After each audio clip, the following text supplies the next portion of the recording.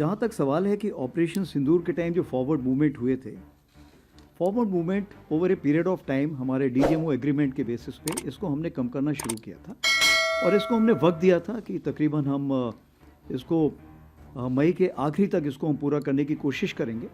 और बीच बीच में DGMO talks होती रहती थी दोनों तरफ रीएश्योरेंस करने के लिए, ताकि कोई मिस इन्फॉर्मेशन ना रह जाए।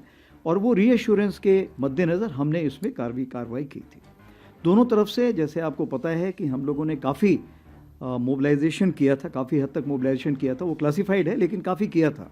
तो उस मोबिलाइजेशन को धीरे धीरे हमने सही जगहों पे पहुंचाया हुआ है। जहाँ तक हमारे आइज़ एंड ईयर्स के सवाल हैं, चूँकि ऑप सिंदूर ऑन है इसलिए वो आइज़ एंड ईयर्स वो खुले रहेंगे। इसके तहत जो कुछ हमें कार्रवाई करनी है वो हमने आगे कर रखी है।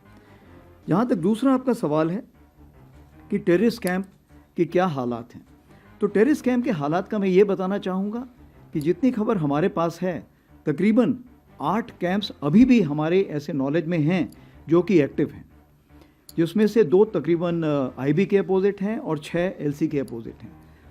और इन कैंप्स में तकरीबन अभी भी हम समझते हैं कि किसी प्रकार की प्रेजेंस या ट्रेनिंग है, तो इसलिए हम उसके नज़र रखे हुए हैं, उसकी खबर कोशिश करते हैं हासिल करने की।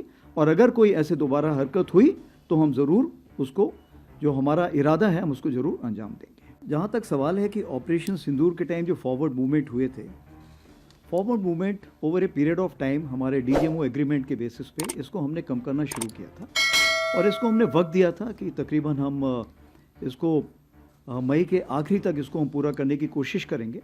और बीच बीच में डीजीएमओ टॉक्स होती रहती थी दोनों तरफ रीएश्योरेंस करने के लिए, ताकि कोई मिस इन्फॉर्मेशन ना रह जाए। और वो रीएश्योरेंस के मद्देनज़र हमने इसमें कार्रवाई की थी दोनों तरफ से। जैसे आपको पता है कि हम लोगों ने काफ़ी मोबिलाइजेशन किया था, काफ़ी हद तक मोबिलाइजेशन किया था, वो क्लासिफाइड है लेकिन काफ़ी किया था।